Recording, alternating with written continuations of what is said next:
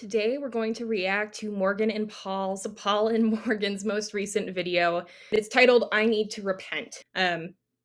We'll go through and skip parts of this, but I'll show you guys the bulk. I'm disappointed and ticked off at myself for being so just like down and heavy in the car ride when things were just going insane. I have had a wild encounter with the Lord. I'm gonna repent to you all. All right, guys, it's tournament day. We're here. But at the beginning, Paul describes that he has been focusing really hard on a goal of kind of getting up to speed with more professional pickleball players. So I'm not going to lie, it threw me off a little bit. But Morgan decided to participate in pickleball as well, just to give it her best shot and have some fun with it. I'm talking about getting ready. Morgan's whole side of the family is going to help watch the kids. Her parents are participating, but that's basically the gist of it. They're traveling to go do this pickleball tournament, enjoy themselves, and kind of do this for Paul. Yeah! Just to sum it up, basically, Morgan lost a few games and she won one. If she would have won one more, she would have been able to move forward. And now they're going to drive home. Well, guys, if I'm being honest, vlogging is one of the last things that we want to do right now. A common theme in Paul and Morgan's channel is this appearance that Paul takes his own moods and preferences and beliefs into account a lot more than Morgan's. Of course, we all do that to some degree. We are ourselves first, but you can tell that Morgan here is not having a good time. Paul is kind of almost in a joyful mood. And she's having a hard time, and he's turning the camera on. He's acknowledging we don't want to vlog right now. And it's just a common theme in Paul and Morgan. Going into this, you just have to wonder if this is going to be another one of those circumstances where it's primarily Morgan who's suffering and Paul who wants to film. Especially Morgan, but oftentimes these times are the most appropriate times, if we're just being real, the most appropriate times to vlog, because it is Morgan's facial expression just kills me here. Showing the realities of life rather than like the polished stuff. We just had our drive back from Cleveland, Tennessee to Lexington, Kentucky. And it was horrible. It was the ride from hell. When you're in the moment, in the thick of it, it feels horrible. And Morgan, I would like for you to share just your... You can tell just even their energy levels. I mean, Morgan is clearly exhausted, emotionally exhausted. I mean, you can see it in her eyes that she is just not mentally in the state where she wants to be vlogging their experience. And Paul is sort of energized by the situation almost and making this a teachable moment. This is another thing that I just see in religion, and maybe if you've been to like Bible camps, and this isn't a bad thing necessarily at all, but if you've been to Bible camps, you do see that they turn a lot of things into learning lessons and encourage you to take these small moments of your life and make it a lesson. So for example, I'll just pull something from this morning. I'll think of any inconvenience. It snowed out this morning and it's cold. And when I went down to take my dogs out, I realized I was going to have to mop because their feet were going to be dirty when they came in. And it was just a little frustrating. And then as the day went on, I was scrolling on TikTok and I saw a lot of videos of people that were struggling, or realized how blessed I really am to have a robot mop vacuum. I'm very privileged. Or to have a house to live in, have a floor to mop. So taking any sort of these moments and kind of finding the lesson and bringing back the glory to God, which I am not religious anymore, but I do see that that's what he's trying to do. It does fall into toxic positivity sometimes, though, and I feel like you can kind of see that in this moment, or at least if I were Morgan, I would be feeling like this isn't a teachable moment. I need comfort, I need rest, I need to not have a camera in my face in this moment. Your experience there, and I think hopefully there will be some good stuff that comes out of it for our viewers and for us. Again, I'm not trying to like put Morgan on the spot. I'm not trying to make something bigger than what it is. He says we throughout it, talking about how, this drive was really, really difficult going back. There was, it was the ride from hell, is what Morgan said. But he does keep bringing it back. Like, I don't want to put Morgan on the spot. And you'll see him, just pay attention to his language. He really does put the onus on Morgan throughout this, just in his language. And I think that Morgan, as a good Christian wife, is trying to submit to his Christian leadership here and understand where he's coming from. And she's probably like, he's trying to be positive and bring joy to the situation and help us learn from it, which are positive things in general. But it does come across like he's really just pointing the finger. You can see in her eyes that she is registering it as criticism, but she's not taking it there. Excruciating and gut-wrenching that I feel like we almost have to debrief. Go, Morgan. Tell them what happened. There's a lot. Well, guys, played 4 games and we won 1, lost 3. Morgan here is telling the story of what happened before they got on the road. Essentially, she played her last game. This was the game that would have determined if her and her partner, which I believe was her brother, would advance to the next round of the pickleball tournament. So they would get to stay for another day. They were kind of thinking about staying overnight anyway, because Morgan's last game wasn't supposed to end until 6:00, and it was like a 4-hour drive. So she's sharing that literally the moment that the game ended, she realized that they had lost. And then she saw her mom running over to her to let her know that their child had shoved something up their nose. So she had to go over and kind of handle that situation, which felt like an emergency situation and was very overwhelming. And then immediately after that, they packed up and got in the car, and they had this conversation where Morgan was expressing to Paul that she was exhausted. The kids' sleep schedules were going to be completely thrown off if they were going to drive straight home. They had just finished, a day-long pickleball tournament. They were all tired. And so she wanted to stay at the hotel for another night. Paul just wanted to get home. He felt like that was the right move for their family. That was what he felt like was the right thing to do there. But this is kind of what she expresses right now and is sharing her viewpoint, what she wanted to do, which really sets us up. I mean, they kind of brush over this point, but this whole part of the story really just tells you that Morgan felt like this trip is going to be bad. We shouldn't do it right now because of the kids.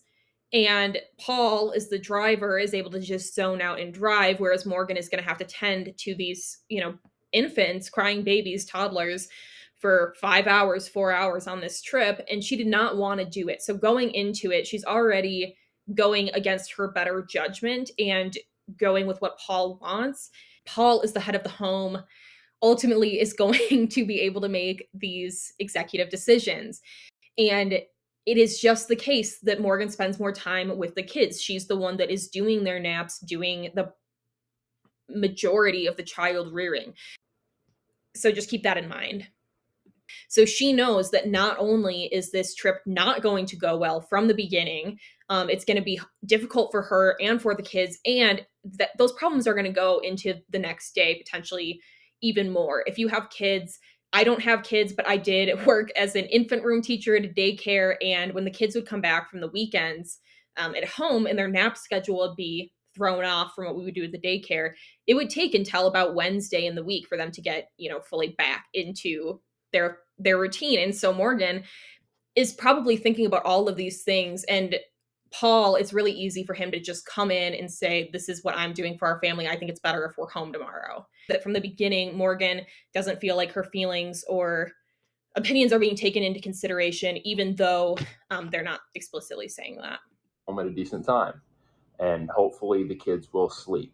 And that did not end up being the case. Luca fell asleep at 9:30. Judah fell asleep at 10:10. So literally for 4 hours, Judah. Hey, you're all about the details, screamed though. and cried. No, it's. Again, you're all about the details, though. I do think that when you have these beliefs and you structure your relationship that way, you can both be really good people. But Paul might really believe that he's doing things the right way that he's called to do by God. And Morgan probably really feels like submitting to Paul's leadership is the right thing to do. But you can just see without look at the language, the kind of toxic positivity, optimism. They call it finding joy, like in all things, but just look at the toxic positivity and the way that Morgan is singled out for her attitude. Um, Sometimes Christians will call it heart posture or doing something in the spirit of, like, you have a spirit of resentment or a spirit of anger.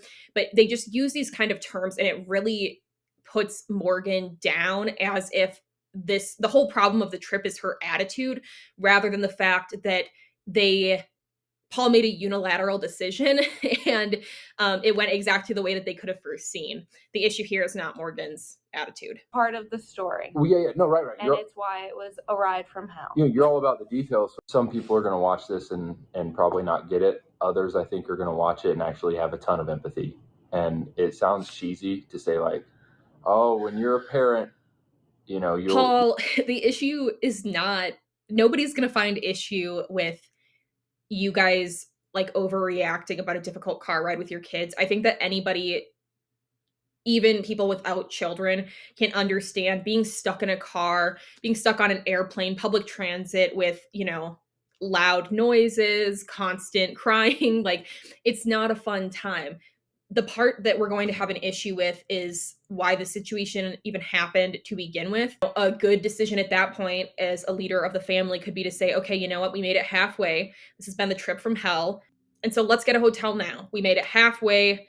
We can meet each other in the middle. We'll get home a little bit earlier, but we're also not going to be driving all night. This next part, Morgan goes into her feelings a lot, and just, I think that she really sheds a lot of light on how she was feeling. And then I think that Paul's response to it, again, is just we're seeing more of the same from him and kind of this emotional dismissal. I don't think that's what he's trying to do, but he does, I feel like, maybe focus on the wrong parts of what she's expressing. I feel like he's kind of just not, he's maybe more focused on getting a good vlog than understanding where Morgan is coming from emotionally. This is clearly right after they got back home. They haven't gone to sleep yet. I mean, Morgan is crying in the video saying that she doesn't want to do this.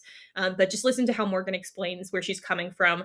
I think that she does a really good job explaining her mindset. As much as we want God's grace to like pull us out, like you almost have to go through it. And whether you fail the test or you do amazing, like you're going to go through it and you're going to get refined. If you want, we can collect our thoughts and you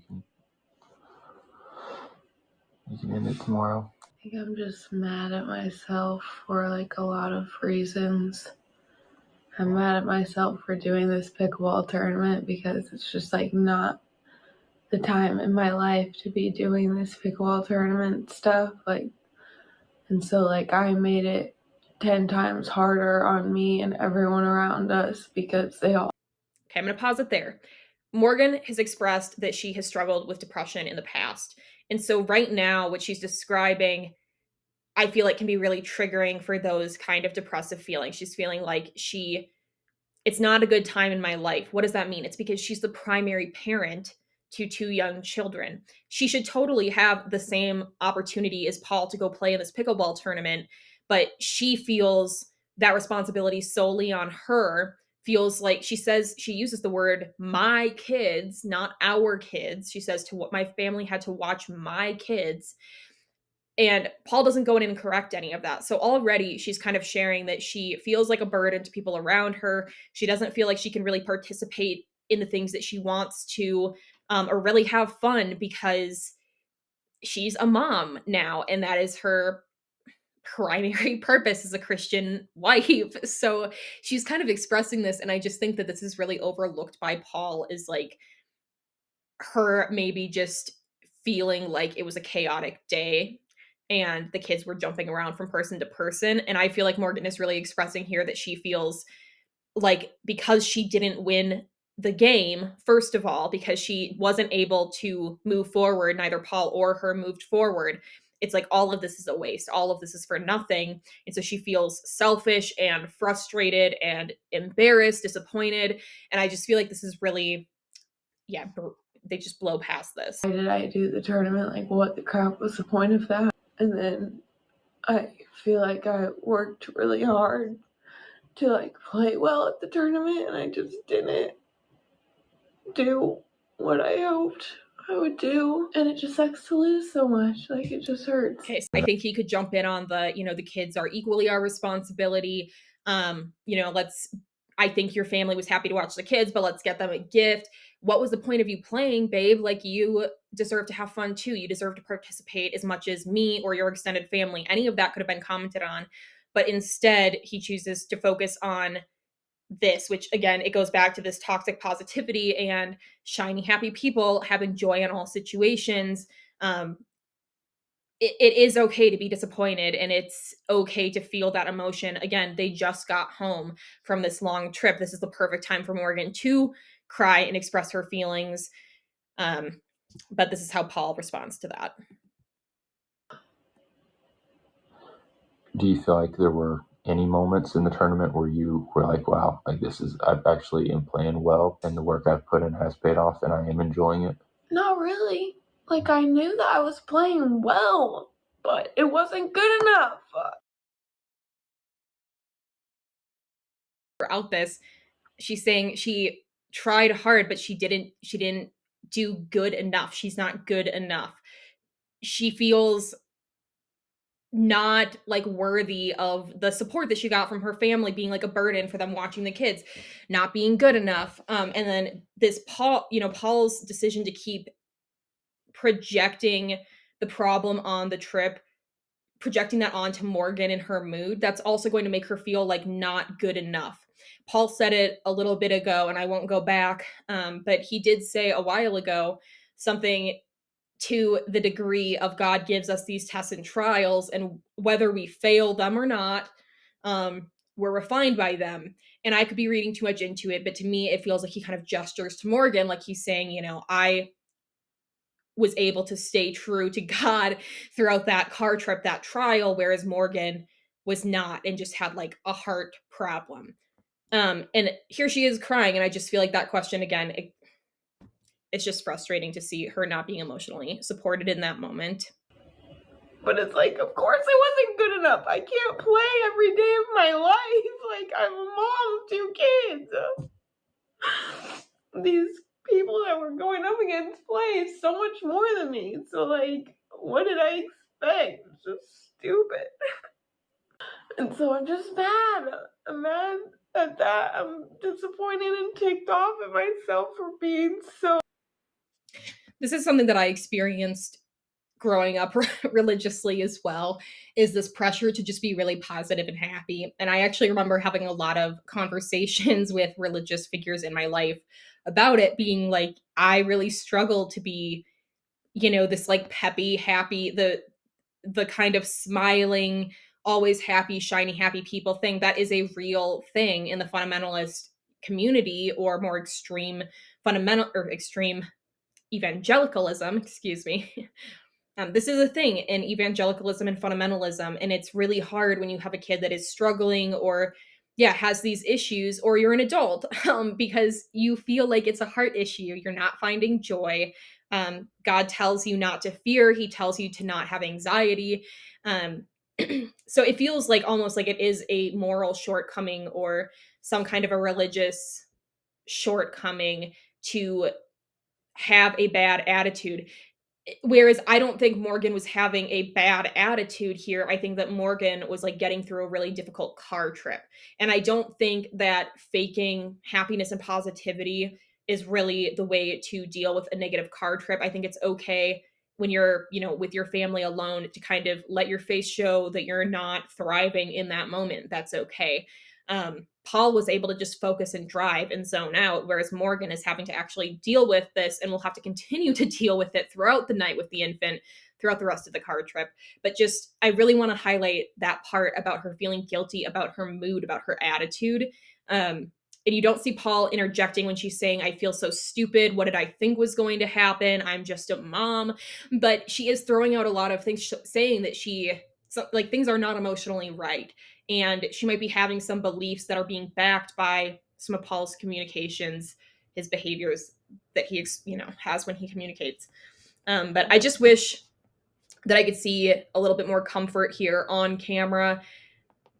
It might just be that Paul and Morgan don't do that on camera, so I want to give them the benefit of the doubt. But it does seem like Paul does ask follow-up questions. And I think this is just me. Obviously, I'm not a married man, so I can't, know what I would really do in their situation. But if my partner was expressing to me that they felt this way, even if we were on video, I think my follow-up would just say, yeah, I hear you. That sounds really frustrating. I do just want to let you know, though, that I know that I and our family and our friends, we don't see you as just a mom. If this is something that's important to you, let's find a schedule so you can practice more. Um, and I would kind of push back on some of those things and then say, I noticed that you played really well and I was really proud of some of those moments. Do you feel like you can celebrate that, or do you feel like you are still just kind of processing the loss? Like, I think that there's a way to point out some positives without just completely, I mean, he's really just letting the bulk of what she's saying go. It's just disappointing to see, again, because Morgan, I think, is doing a really fabulous job expressing how she's feeling and why. She's sharing, the embarrassment and guilt and frustration, the sense of loss. She's expressing all of this very clearly, maturely, respectfully.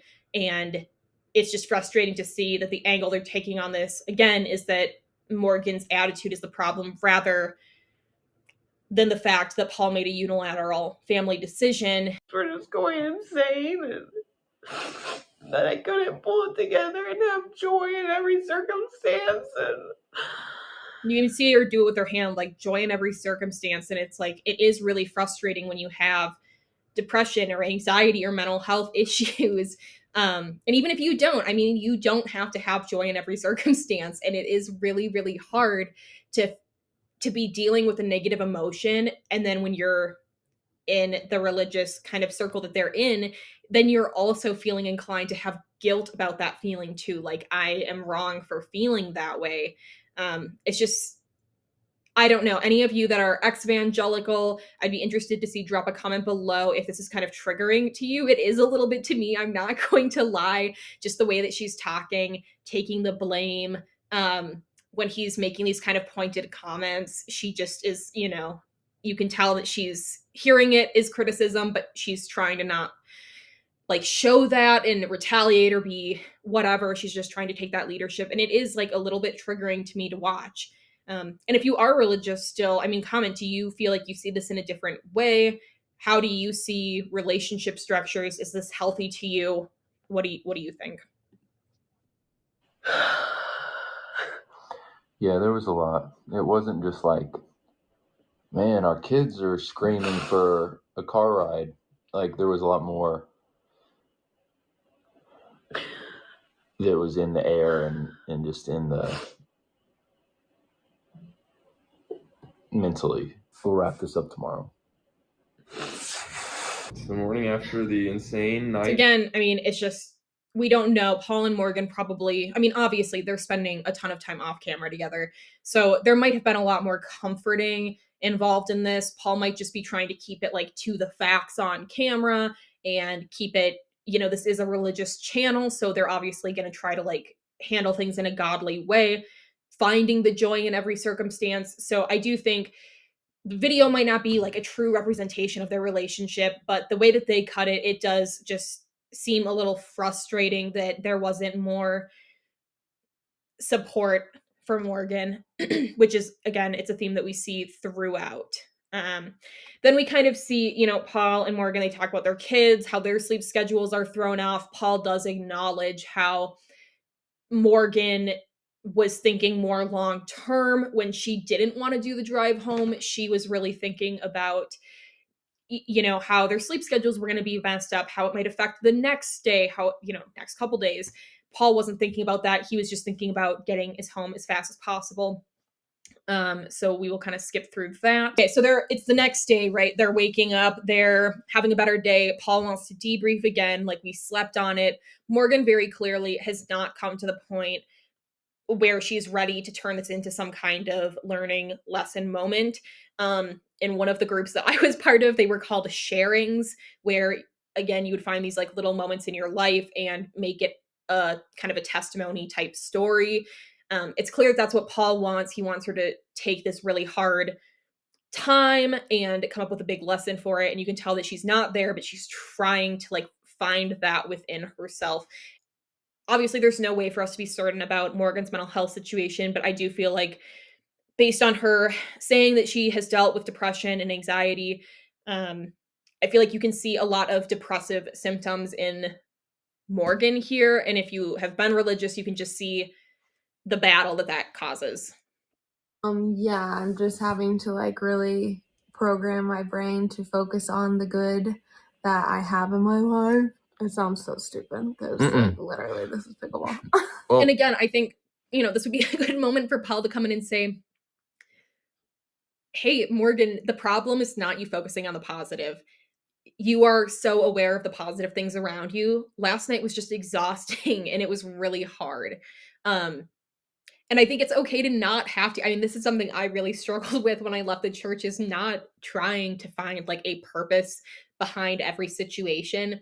Sometimes it just snows outside, and sometimes your babies just cry on the ride home, and sometimes in a couple, one of you makes like a unilateral decision, like Paul did here about going home early, and it doesn't pan out well, and then you have to move on from it. So not everything has to be this big lesson, and I think it can be really hard, especially when you're already just trying to manage the depression. To have to go and like psychoanalyze it and try to turn it into this beautiful story is so hard. So again, it would just be nice to see Paul engaging with her emotions a little bit better rather than trying to mentor her, is what it feels like. it doesn't sound stupid. Whoa. It doesn't sound stupid at all. And yeah, it's pickleball, but it's other things wrapped into that, including just the intensity of the car ride last night. But you actually, as we were driving and I looked over and I just heard probably 15 times deep sighs of anguish. And again, it was just so obvious. I thought to myself, and obviously I had pity for you. And if it's obvious and you have pity for her, maybe you should stop and get a hotel. It's just comments like this that it's like, you can see that it like, watch Morgan's eyes as he continues. You can see that it does land the way that it would to any sort of other person who's not in religion. It's just that she doesn't believe that it should land that way, and so she's not sticking up for herself. My heart went out to you, to both of us. It was bad, but I just thought. Notice again, it's like he says, "My heart went out to you," and then he corrects himself and says, "Well, to both of us." Morgan was the one that dealt with the consequences of his decision here. Myself, like, come on, Morgan, dig deep and find the good things that we can be thankful for, even right now in this. Again, he made a unilateral decision. Morgan is struggling in the vehicle, and he's describing his mental state being like, come on, dig deep, pull that positivity out. And again, it's just like, I think we should aspire to have partners who understand us and meet us where we're at. And obviously no one's perfect, but again, I just think at any point during this, if he's like, I could hear the sighs of anguish, you made it really obvious, that's not a fault on Morgan's part. That means that Morgan was really suffering. Stop and get a hotel. This awful car ride. Mm-hmm. There are good things, and God is giving us grace. There's sweet little moments here if we can like really choose to find them. Mm-hmm. And I know you were having a hard time, I think, finding those. Mm-hmm. And again, they're not talking about depression here explicitly, but I think a lot of this does show some, of those depressive symptoms and a lot of self-blame. And it's not just finding the positive. It's not just a choice of finding the positive. It just was a hard situation, and that's okay. Looking back on it, do you feel like there was any grace there? Oh, yeah. I mean, obviously, looking back on it, I'm like, Luca never cried, except for the first 35-ish minutes. You can just tell, throughout this whole thing, we won't listen to all of it, but Morgan was not really ready to have this conversation. She's like really trying to dig deep, find the sharing. Then she makes this video. So Morgan is sitting in her car. It's been a couple days, and she's sharing with us that she had an encounter with God. It's been since her son was born. So several years that she's felt really spoken to by God, but she passed this video, and it was where a father was speaking to his son, and his mother had recently died. It was a child that was about her toddler's age. And goes on to give this speech, which to me, it is just a little bit triggering as an ex-religious person, because when you have, you know, these mental health concerns, or you're just like a normal person with emotions, when you go through these situations like Morgan being flustered in the car when her baby sobbed for 4 hours straight, and when she didn't want to be in that vehicle in the first place, and she was exhausted and dealing with all of these emotions already, Morgan not finding joy in that moment, it's natural to get overwhelmed. It's natural as a mother to be disturbed by the sound of your baby crying. It's okay for her to not find joy in that moment. But when you are plagued with like depression or anxiety or whatever, you also want to believe that you can just have a heart posture or a spirit of joy and happiness, and that you can just see the good, like Paul keeps directing her to do. And like Morgan has said multiple times, I just need to focus on all of my blessings. It is good to focus on your blessings, but I think Morgan is like more than aware of the blessings that she has, and she deserves to be validated with her emotions. So just watch her kind of speech here. It is a hard watch, not anything against Morgan, but again, it kind of hurts me for her, because I see her just invalidating herself again and again and again. And I also see, not to invalidate her experience with God in this reel, but you do see her being really pressured to find the silver lining, find like the Christian wrap up to this vlog. And so I would imagine that that would cause even more pressure to, yeah, to try to kind of like emotionally gaslight yourself. And where his mommy was and stuff. And I don't know, it just wrecked me. And it just made me realize that, like, I am wasting my life if I am not living in a heart posture of gratitude every single day of my life. Like, it's a waste. I'm like spitting in the face of everything good that God has given me. I'm spitting in the face of everything God has given me. Face of my husband. Spitting in the face of my husband. Spitting in the face of my kids and my family. Spitting in the face friends, of God, like, my husband, my kids, my family, my friends. It is.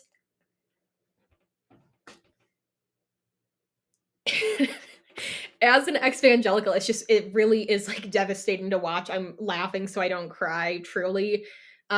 Because it's like those are such extreme things for Morgan to be saying about herself. Morgan being frustrated in that moment is not her spitting in the face of her husband, her children, her family, her friends.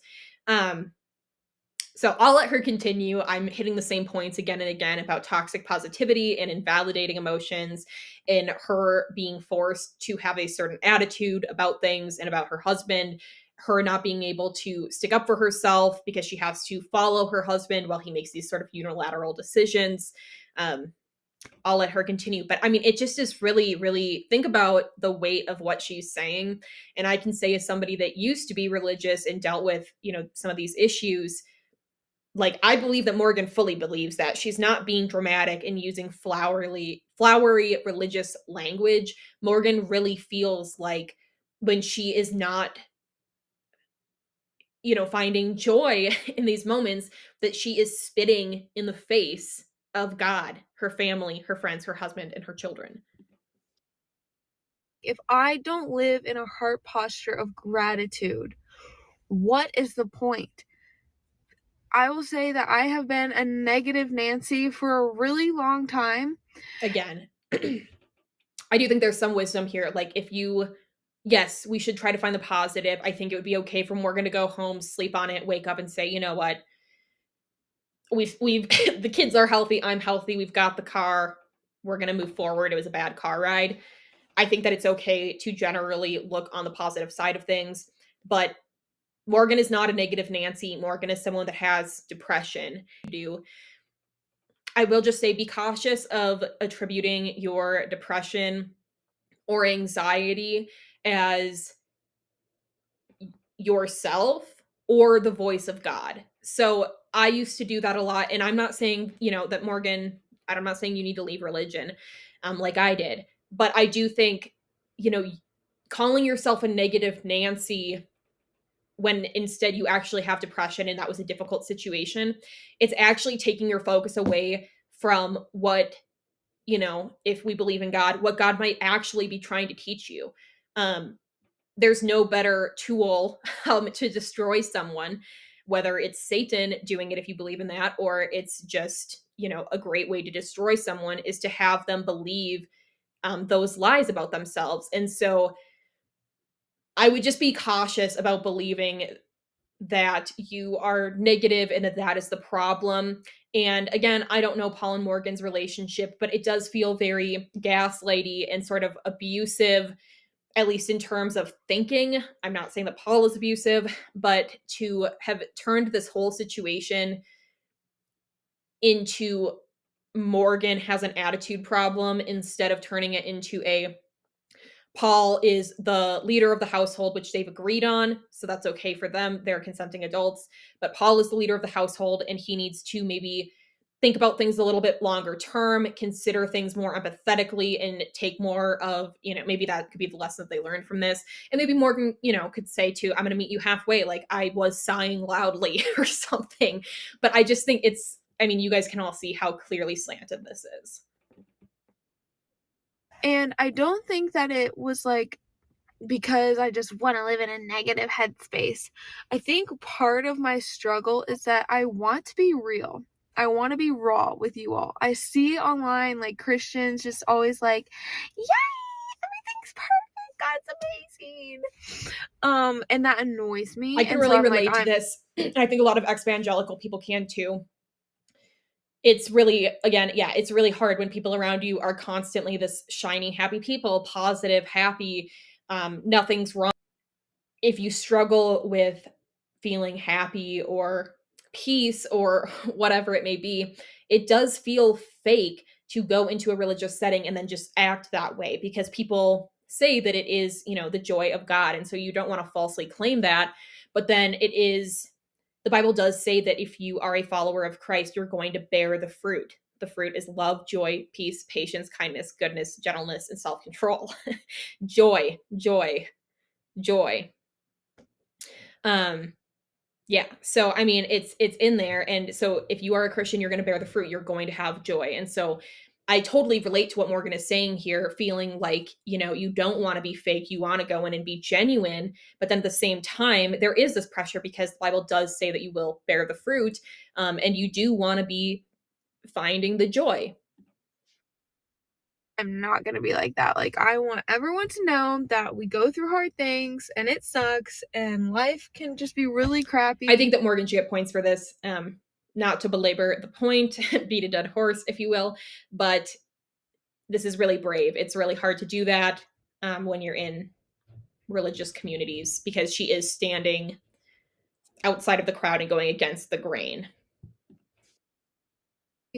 But like in the end, God's great. And like that's just not, I just have fallen into a trap of dangerous waters that I've been living in, maybe even drowning in for a long time now. Again, this goes back, I think a lot of this is she's talking about her depression. She's misattributing her depression for a heart posture of dissatisfaction or resentment or whatever. And they obviously don't say this, but I do think probably a lot of this is Morgan feeling resentful of Paul for making the decision to put her in the situation to begin with. But she obviously can't say that because that is like not the angle that they're taking with this video. That, when you're in this religious mindset, there is, I would go through personally these periods where I would be so sad and depressed. And then, you kind of come out of that period maybe for a little bit and you're feeling a little bit better and you're really trying to work on things. And then you might think, okay, like I figure this out. Like I'm going to take radical accountability. I'm, taking inventory of my heart and I can see that there's this negativity there. And so I am going to like really fully give myself to God. And every time you're like, well, last time maybe I wasn't fully giving myself to God. Or like you try to think of areas that they'll give this example a lot. Like, you're not going to invite a guest into your home and say you can go wherever but not these 3 rooms or something if you sell them the house. So if you give God your soul, you got to give him access to all the rooms. So you try to take inventory of the rooms and whatever, but the point is that it can actually bring this feeling of like it's really empowering and almost like addicting, because then you feel like I actually have control over this. Like if I really dedicate myself to God and I'm really examining my spirit and I'm confessing to people, which repenting, that's the name of this video. I need to repent. If I'm doing those things, then I'm going to bear the fruit. I'm going to have joy. I'm going to have love, joy, peace, patience, kindness, goodness, gentleness, and self-control. And so I think what Morgan is doing here, partially, the energy that she gives, I think people who haven't been religious maybe wouldn't understand this as well. Maybe drop a comment if you do and you have like another comparison. But you can tell that she's really energized here.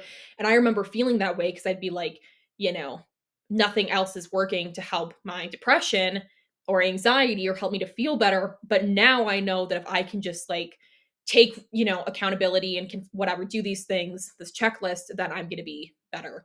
And so you see that with Morgan here. And I think, unfortunately, I hope that this does work and Morgan feels better. But I do think Morgan, like she said, has depression, and this is going to continue, and she deserves support for that and real help. And the unfortunate part is that when this inevitably does not go according to plan and she doesn't permanently have joy, she's going to feel like more of a failure. She's going to feel like, God revealed this to her. He spoke to her in this moment. It's been years since the last time. And she wasn't able to follow that instruction correctly. And so it just brings you back down a peg even more and more and more. So again, it just is triggering to kind of watch this. It is really interesting how this viewpoint can affect people. Of not really like living in the extravagant gratitude that I should have every day of my life. I'm sorry that I keep pausing, but again, she's like, I'm not really living. So it's like, I would feel that way a lot too, where I'd feel like, last time I went to the altar call, I thought that I was fully giving myself to God, but now I see that there is a room taking inventory in my heart of resentment, and I need to get that out. And so now this is going to be like the real thing. Like now I'm like really ready. And that's what I see her doing here. For the life that God has given me, because it's not guaranteed. And like hearing about this young mom dying from cancer and leaving her husband and their 5-year-old just like wrecked me, because like I don't want to compare this, but I do think about me giving birth to Luca and I almost died. I literally thought, all right, I'm just going to end this video here because it kind of goes on like this. But yeah, just to wrap it up, this video was so interesting to me because it brings up like a lot of familiar experiences to me. And it is really upsetting to see kind of their take on this. And again, this is not about if you're a Christian or not. So to all of the Morgans, the previous Laurens of the world, if you're watching this, no matter what you believe, your depression is not you. It's not your character, and it's not a reflection on your relationship with God or anything else. And I think that you're doing yourself a disservice religiously or otherwise if you choose to focus on it as a character flaw and you try to fight against it and change it like a character flaw, because you're just going to keep hurting your own self-esteem. Other people are going to keep misunderstanding you. You're going to keep feeling this like religious shame and failure.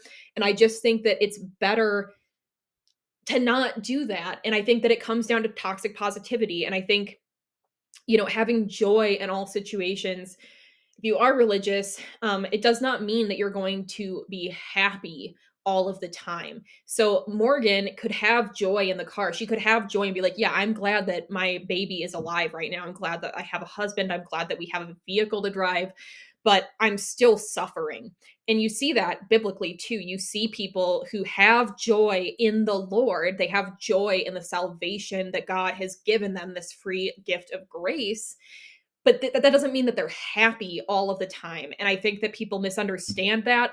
And I think, again, it's just a disservice because Morgan deserves to be validated and comforted in this situation. And instead, it's been twisted and turned onto her. All right, that's pretty much all that I've got. If you have any comments, please leave them down below. I would love to hear about your experience with religion, or if you relate to Morgan's commentary about her mindset shift at the very end of this video. I think that it's very illuminating.